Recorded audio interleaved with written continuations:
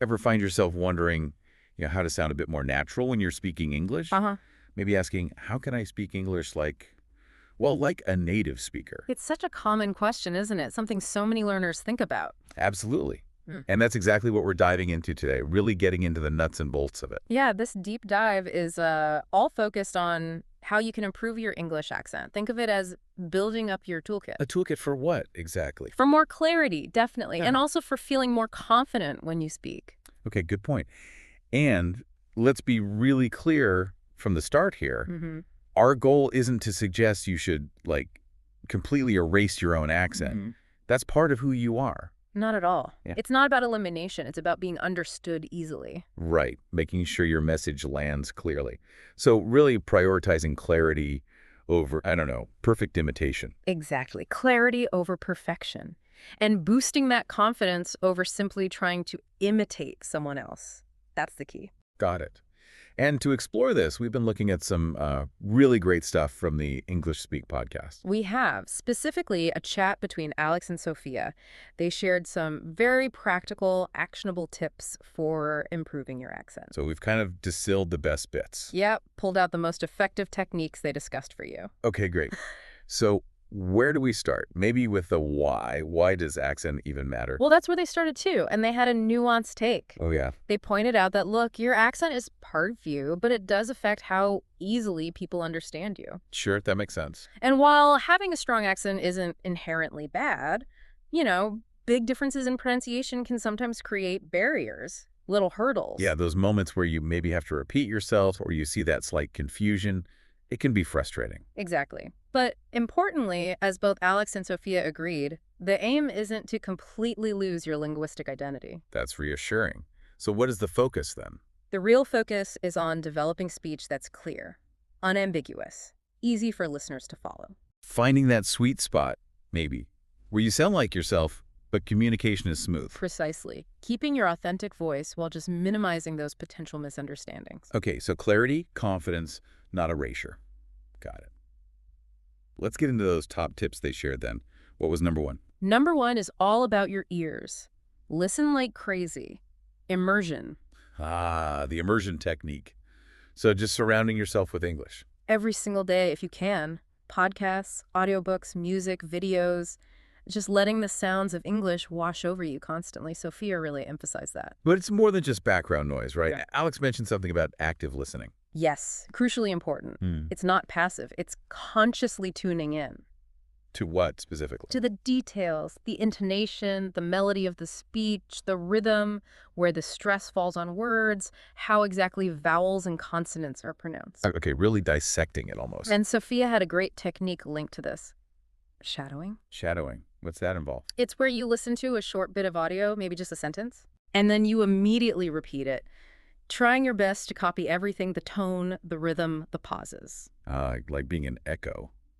Sounds a bit strange, maybe. It can feel a bit like mimicry at first, yeah, but Alex pointed out it's incredibly effective. How so?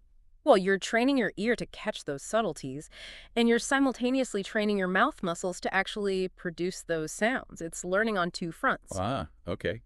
Ear training and muscle memory all at once. Clever. It really is a powerful combo. Okay, moving on to their second tip. This one, well, it might feel a bit vulnerable. Oh, what is it? Record yourself speaking English. Ooh, yeah. Hearing your own voice back. Not always comfortable. Definitely not. But Alex was right. It's incredibly eye-opening. Why?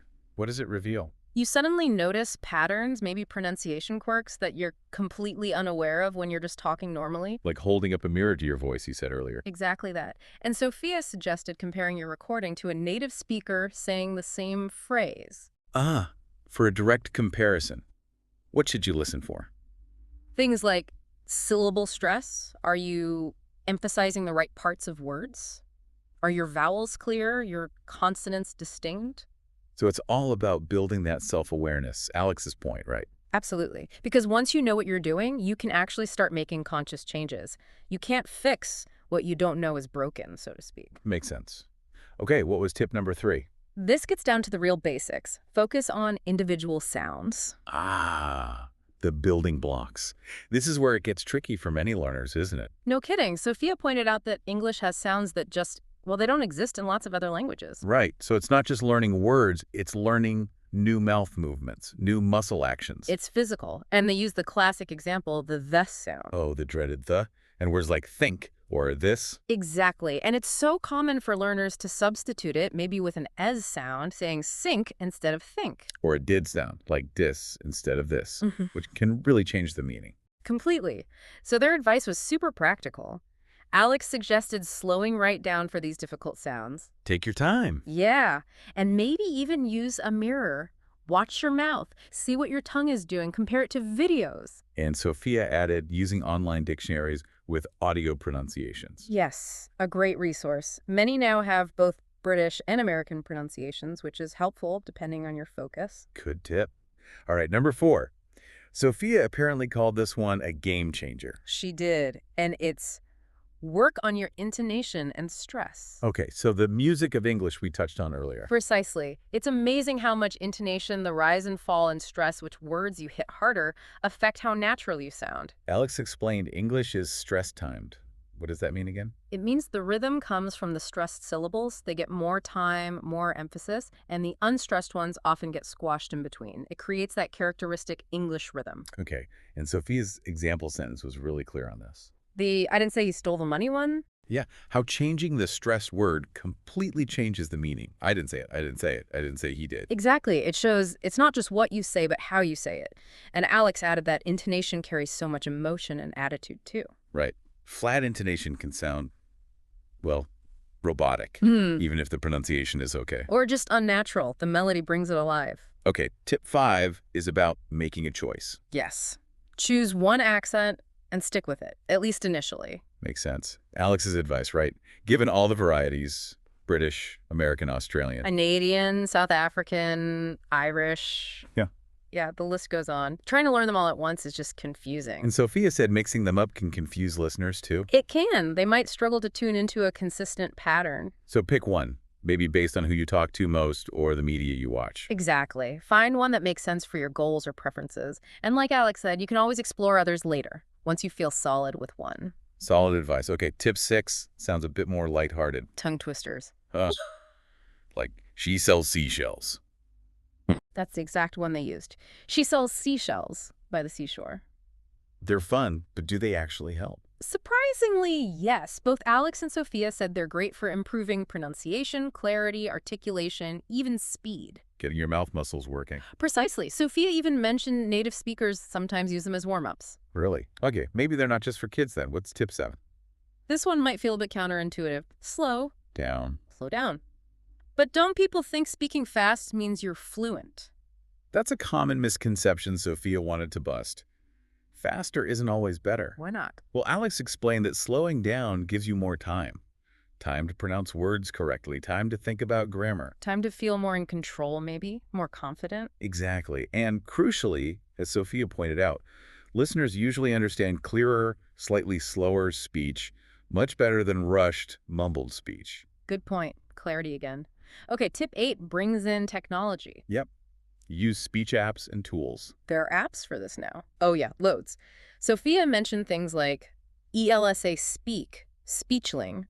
Even Google Assistant can give feedback. Wow. Instant feedback on your pronunciation. Pretty much, like having a little coach in your pocket. And Alex noted some even show you animations. Animations of what? Of how to position your tongue and lips for certain sounds. Visual guidance. That could be really helpful. Definitely. Sophia saw it as a way to really accelerate your progress, using tech to your advantage. Cool. Okay, tip number 9. Moving beyond single words. Yes, imitate real conversations. So not just memorizing vocabulary lists. Right. Sophia stressed practicing how people actually talk. The flow, the rhythm, the pauses. And Alex had a fun suggestion for this. Acting out scenes. Yeah. Pick a scene from a movie or show you like. Try to copy everything, not just the words, but the rhythm, the emotion, the expressions. Like method acting for accents. Kind of. Sophia said it's a great way to make your own speech sound more natural in real-life situations, more fluid. I like that one.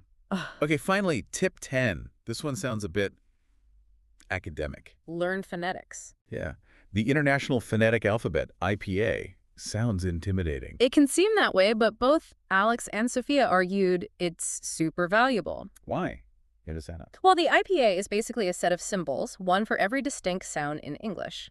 Alex explained you see these symbols in dictionaries and pronunciation guides. Oh, okay. So if you learn the symbols, you can figure out how to pronounce any word correctly, even if you've never heard it. Like a secret code for pronunciation. That's exactly Sophia's analogy. It gives you a deeper understanding of the sounds themselves, makes learning more systematic. I see the value now. Okay, so those are the 10 tips, but they also talked about mindset, didn't they? Motivation. Hugely important. They both stress that this takes time, it takes patience. It's a marathon, not a sprint. Absolutely. Don't get discouraged, and Alex's advice was great. Celebrate the small wins. Like finally nailing a tricky sound. Exactly. Or noticing your intonation sounds better. Acknowledge that progress. And Sophia cautioned against comparing yourself too much to native speakers. Yes, very wise. Compare yourself to yourself where you were last month, last year. That's a much healthier benchmark. Focus on progress, not perfection. That was Alex's phrase, wasn't it? Oh, it was. Such a realistic perspective. Okay, so just to quickly recap those 10 tips for everyone listening. Sure. It was. Listen, loads and shadow, record yourself, focus on individual sounds, work on intonation and stress. Choose one accent, use tongue twisters, slow down. Use speech apps, imitate real conversations, and learn some phonetics. Phew! That's a lot, but very practical. And they left us with a challenge, right? Something hands-on. They did. A very specific exercise. What is it? Choose one single sentence from a favorite English movie or show. Just one sentence? Yep. Listen to it really carefully. Mm-hmm.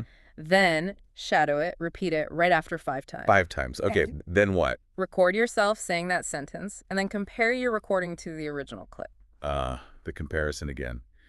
And Sophia added something important here. Yeah, don't just focus on the words. Try to match the emotion, the intonation pattern. Get the feel right. Okay, and what do you do with the recording? Alex suggested you could post it somewhere for feedback, or just keep it for yourself to track improvement. Whatever works for you. The main thing is doing the focused practice. Exactly. Sophia reckoned you might be surprised how much improvement you see from just one focused session like that. Quality practice. Nice challenge. Okay, as we wrap up, Alex had a final thought about identity. He did. A really important reminder that your accent is part of who you are. There's no need to feel you have to completely erase it. Right. The goal, as they both concluded, is clear, confident communication. Being understood, expressing yourself effectively, feeling good when you speak, that's the win. Definitely. So, building on that idea of choosing an accent to focus on, here's something for you, the listener, to think about. Okay. Considering the English media you watch or listen to, or the people you usually speak English with, what specific parts, what little nuances of that accent do you find the most challenging right now? Or maybe, what parts do you find the most interesting to try and master? Something to ponder.